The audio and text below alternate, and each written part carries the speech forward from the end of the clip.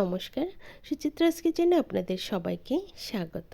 আমার আজকের রেসিপি 3 রকমের রিফ্রেশিং ড্রিঙ্কস রেসিপি।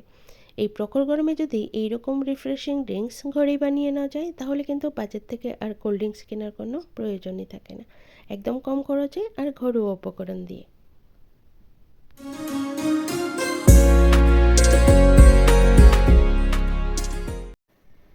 সবার প্রথমেই আমি তরমুজের শরবত বানিয়ে নেব। তার জন্য আমি আধা টুকরো তরমুজ নিয়ে নিয়েছি। তরমুজের খোসা ছাড়িয়ে নেব। এভাবে যদি তরমুজ থাকে বাচ্চারা কিন্তু খেতে চায় না, আর যদি মিক্সিতে ঘুরিয়ে একটু জুস বানিয়ে নেওয়া যায় তখন কিন্তু খুব সুন্দর এজেলে খেয়ে নেয়।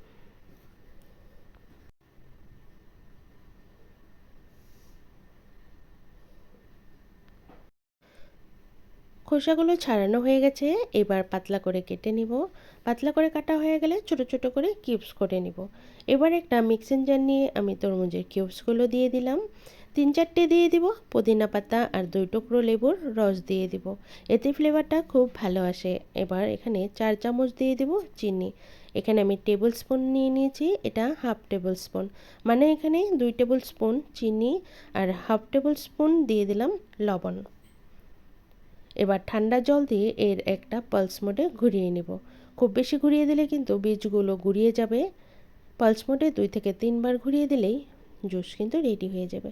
এবার একটা ছাঁকনি নিয়ে আমি ছেঁকে নেব। ছাঁকা হয়ে গেছে। এবার সার্ভিংয়ের জন্য নিয়ে নেব একটা গ্লাস।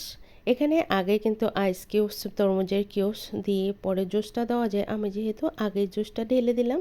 তারপরে 2 টুকরো লেবুর স্লাইস দিয়ে দিলাম, কয়েক টুকরো দিব তরমুজের কিউবস, আর সাজানোর জন্য দিয়ে দিব পুদিনা পাতা। 1 টুকরো তরমুজ আমি এভাবেই দিয়ে দেবো। তৈরি হয়ে গেল আমাদের ওয়াটারমেলন জুস। এবার বানিয়ে নিব দইয়ের ঘোল বা মাঠা, লাস্সি যে যেটাই বলো। তার জন্য আমি চিনি দিয়ে দিলাম, 2 চামচের মতো চিনি দিয়ে দিলাম, আর হাফ চামচের মতো লবণ দিয়ে দিলাম, আর 1/4 চা চামচ দিয়ে দিলাম বিট লবণ। লবণ মিষ্টিটা কিন্তু নিজেদের ইচ্ছে অনুযায়ী। এখানে আমি লেবু দিয়ে দিলাম 2 টুকরো। এবার লেবুর একটু রসও দিয়ে দেব। এটা যেহেতু গন্ধরাজ লেবু, একটু ফ্লেভারটা ভালো লাগে বলে দিয়ে দিলাম। এবার দই দিয়ে দেব 2 হাতা। আমি 1 গ্লাসের অনুযায়ী বানাবো। এখানে পাতলা ঘন যে যেমন পছন্দ করে। একটু চামচ দিয়ে মিক্স করে নেব। এবার দিয়ে দেব ঠান্ডা জল, ভালো করে মিশিয়ে নেব। এ সময় কিন্তু চিনি লবণটা দেখে নেওয়া যায়, যে যেমন মিষ্টি খেতে পছন্দ করে। ব্যাস তৈরি হয়ে গেছে। এবার একটা সার্ভিংয়ের জন্য নিয়ে নিলাম গ্লাস, কয়েক টুকরো আইস কিউবস দিয়ে দিলাম। এবার যে লেবুর স্লাইসগুলো সেটা আগে দিয়ে নিলাম, এবার ঘোলটা ঢেলে দেব। ব্যাস তৈরি হয়ে গেল আমাদের লাস্সি। এই গরমে দইয়ের ঘোল খেলে কিন্তু পেটটা ঠান্ডা থাকে। সবশেষে বানাবো লেবুর শরবত।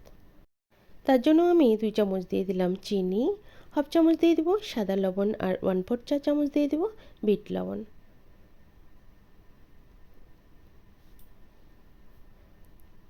এবার 1 টুকরো দিয়ে দিব লেবুর স্লাইস, আর 2 টুকরো লেবুর রস আমি দিয়ে দেব।